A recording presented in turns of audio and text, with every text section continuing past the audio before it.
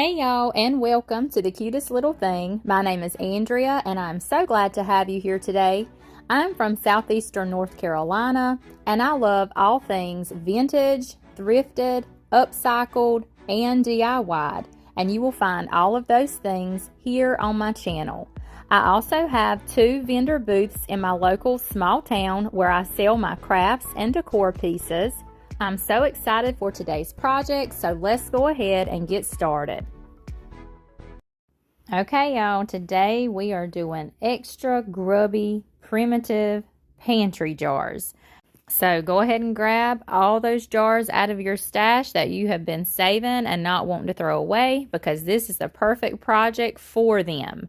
I have my coffee podge here, and all that is school glue and coffee grunge mixed together, but you do not have to use coffee podge for this. You can just use regular Mod Podge, or you could even use school glue with a little bit of water mixed together. But go ahead and coat your jar, whichever jar you are doing this project on. I go ahead and coat the whole front side, and I go ahead and put that label on. You can use whatever label you would like to use. The ones I'm using today will be included in the description of this video. And be generous with your coffee podge as well. You don't want to go in a thin layer or anything for this technique. So go ahead and put plenty on your jar. Get your label put in place on the front of the jar. Make sure it's straight and lined up. And just press that down right into that coffee podge.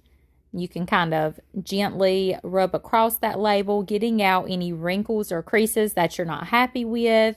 And I do apply a little heat with my heat tool, and that just helps heat set the ink. I print my labels on regular printer paper, so that heat's going to help set that ink and help to seal that, and to help that label adhere to your jar. Once that label's in place, I'm going in with more of my coffee podge, and again, you want to apply a generous amount all around your label, and just kind of hold your jar where your label is pointed up, because this glue and everything will try to run, and you don't want those run lines going over your label. So just apply a good bit, and we're going in with our instant coffee grounds, and I do get mine from Walmart, and I put it in a plate and I mix it with a little bit of cinnamon. And then I just take those grounds mixed with that cinnamon and sprinkle all over the jar everywhere I applied that coffee podge. So it's not going to stick anywhere you don't have that coffee podge. So if you do get a little bit on your label, it's okay, because you can brush it right off. As long as it doesn't have coffee podge, it's not going to stick. It's kind of like in school when you had your glue and you sprinkled the glitter. Well, this is our grubby glitter. It's how I like to look at it. And just sprinkle all over everywhere you have that coffee podge. And you can kind of mash those instant coffee grounds while you sprinkle it. Just get rid of those clumps. And go ahead and apply more coffee podge once you get all of that sprinkled on. I kind of work in sections so the coffee podge don't try to dry on me and it stays good and wet before I can sprinkle in the instant coffee. And sometimes I'll just kind of roll my jar in my plate of coffee grounds, but it doesn't always work as well as just sprinkling it on your jar. So that's normally how I do it. And you do want to hold your jar over a plate or something, especially for this next step. It gets really messy. You want to take your coffee grunge. If you're not familiar with coffee grunge, I mix a cup of hot water, a half a cup of instant coffee grounds, 2 tablespoons of cinnamon, 2 tablespoons of vanilla, and then I will add a tablespoon of pumpkin pie spice, or you could use nutmeg or another spice of your liking. And you want to dab I just use a paintbrush. Just dab your coffee grunge all over your jar. And again, keep that label up, because this is the part where you will get a lot of running and it will kind of become gooey and messy. So you want that plate underneath to catch all of those drippings. But this is where the magic starts happening. So just hang with me, trust the process, and keep dabbing on that coffee grunge. You can even layer up if you see a part that's thin on your jar where your grubbiness is. You can sprinkle more instant coffee over this where you're dabbing on the coffee grunge where it's wet. Just sprinkle more of your instant coffee and cinnamon and then dab that coffee grunge again. But that's what we have so far. And then you want to come in with your heat tool. That's what I'm doing here. You want to apply that heat. If you don't have a heat tool, you can use your blow dryer just to apply that heat, because that will also help that coffee, the instant coffee, melt in your glue, and all of that is just going to create that primitive glaze, and it's also going to help harden that glaze on your jar. And these will need a couple of days to cure, and sometimes depending on where you live and the humidity and everything, they need longer to cure. And here I'm just starting another jar. You can grab whatever kind of jar you want to, and you could even do candles with this grubby technique. You could do anything you have on hand and give it this primitive grubby technique. I just love it. You can even do little mini jars like these jars I got off of Amazon, and use really small labels, and they are so cute to make the mini basket bundle vignettes, or use them on your trays or anywhere you like to use little decor pieces in your home. And they're really cute if you do craft fairs or if you have a vendor booth or sell your items in any way. Once the jars are dry, you want to be sure they're good and dry, you are ready to embellish the top. I love this muslin fabric. I get it off of Amazon, and I just cut little pieces of circles in my fabric depending on the size of my jar. And I do coffee grunge my fabric. So using that same coffee grunge mixture that we've been making our grubby jars with, I just use my paintbrush and brush on that grubbiness all over one side of the fabric, and then I'll flip it over and brush on the other side as well. And go ahead and grubby up as much fabric as you will be needing for each particular project, and you'll have it ready to go. You can even do some ahead of time and just have it ready in your craft room to grab when you are making these grubby jars.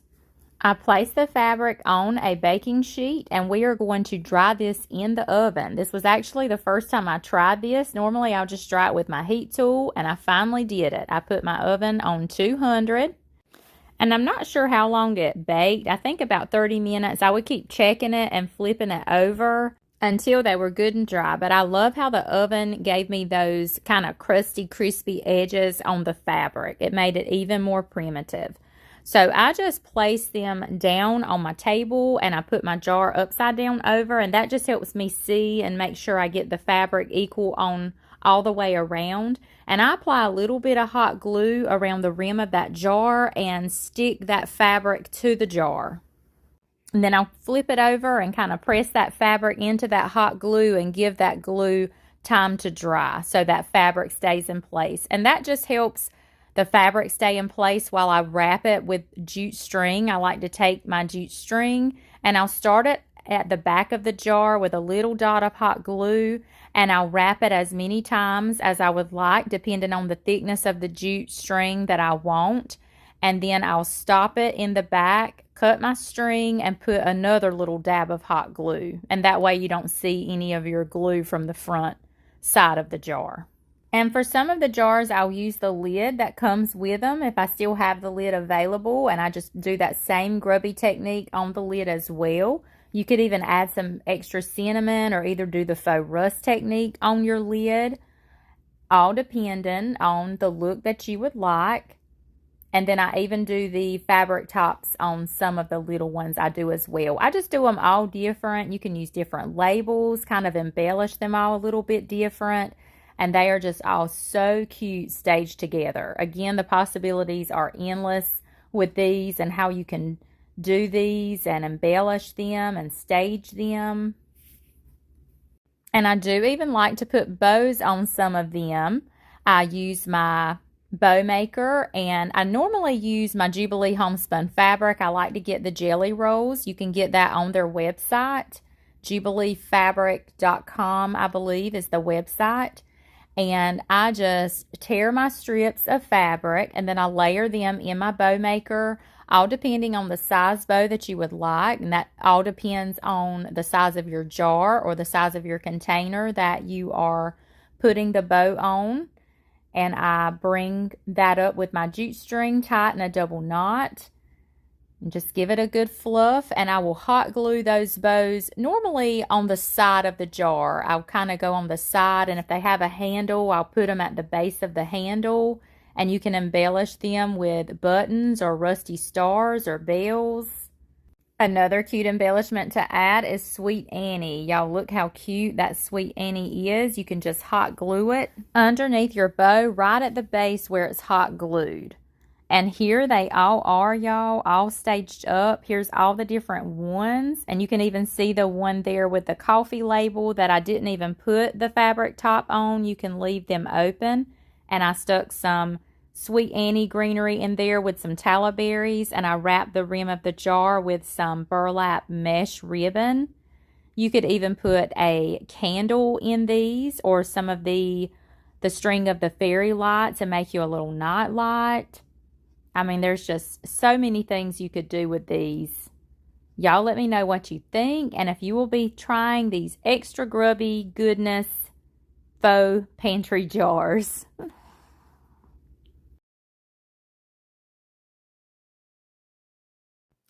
I hope that you are enjoying today's content. If you are and you're not already subscribed to my channel, I hope that you will consider, before you leave today, hit that notification bell. Be sure you are receiving all notifications. I would love for you to become part of our YouTube family. Okay, let's get back to the DIYs. For this project, you are going to need insulating foam. You can get this at Walmart or your hardware store, and you just want to take that lid off, and that top piece just screws on. Then you want to grab, I love these little mini bread pans from the Dollar Tree, but I did find this one at my local Goodwill for 59 cents. And you just want to spray some of that insulating foam in the container of your choice. You could do bread pans, you can do cupcake pans, any kind of container that you have where you want to make this faux bread. And in that first one, I actually filled it a little too much. And this one, if you notice on the can, it's the 1 to 3 inch. I generally like to use the up to 1 inch because it doesn't expand so much. So the 1 to 3 inch is going to expand more, so you don't have to fill your container as much with this one.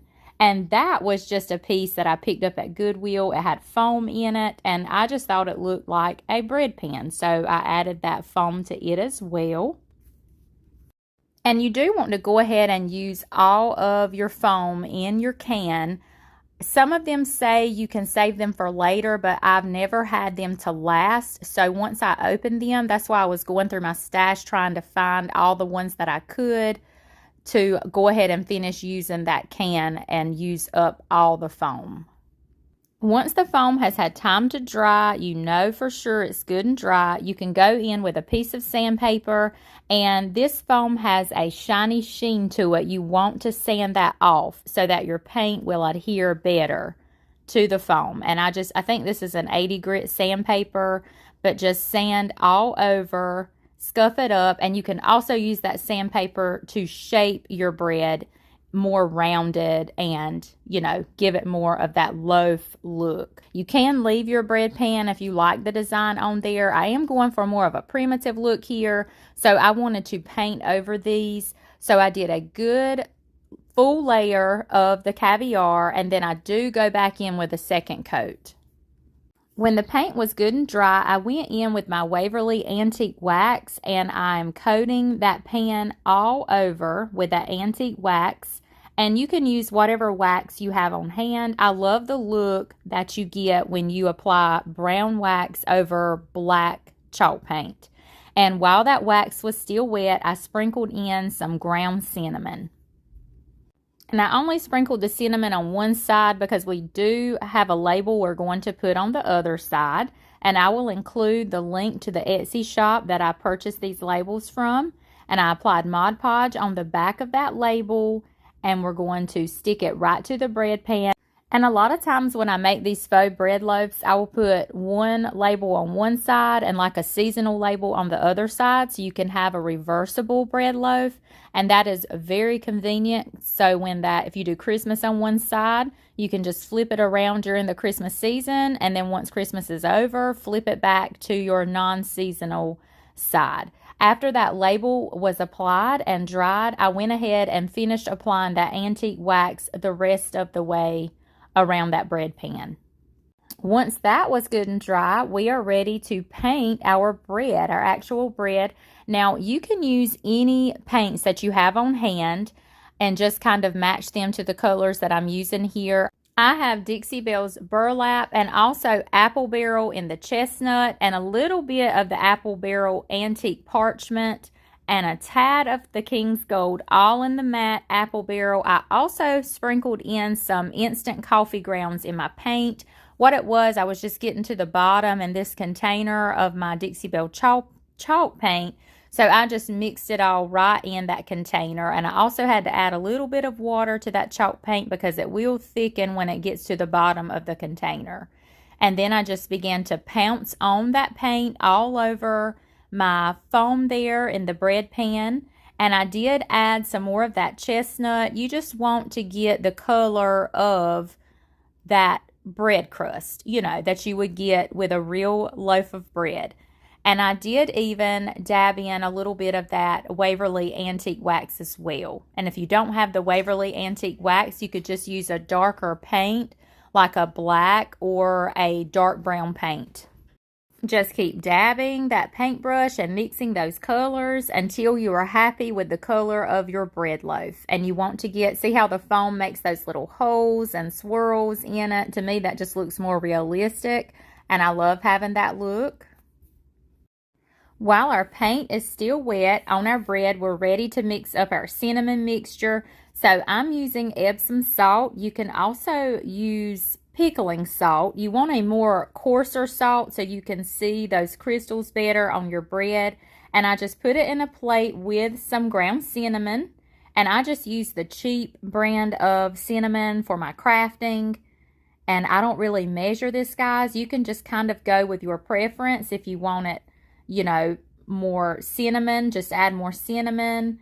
And if it's too thick and powdery, just add you some more salt. Mix that really well. And I'm sorry, I'm out of camera. There we go. And just sprinkle that right on top of your bread loaf. And you want to be sure you do this part when your paint is still wet. Don't let your paint dry, because then your cinnamon mixture will not stick to the top of your bread. And I even took my cinnamon and sprinkled more over my bread. And again, it just all depends on the look that you like and that you're happy with. Once that's done, we are ready to embellish our bread loaf. I like to use cheesecloth, the ivory cheesecloth, and I did coffee stain this as well. I just let it soak in some black coffee for a while and dried it. And I like to put the cinnamon stick on top of the bread. And you could make any kind of bread. You could make apple bread and do apple slices, pumpkin bread and make it a little bit more orange in color, and use nutmeg because nutmeg's more orange than the cinnamon. The possibilities are just endless with this. I love making these bread loaves. But I just tied that cheesecloth on the top and put that cinnamon stick, just laid it right on the top. And y'all, I did go in with some Sweet Annie. I did one of these bread loaves on a live, and I added the Sweet Annie and absolutely loved how it looked embellishing that bread. So I made several loaves for my booth, and I also had a live auction.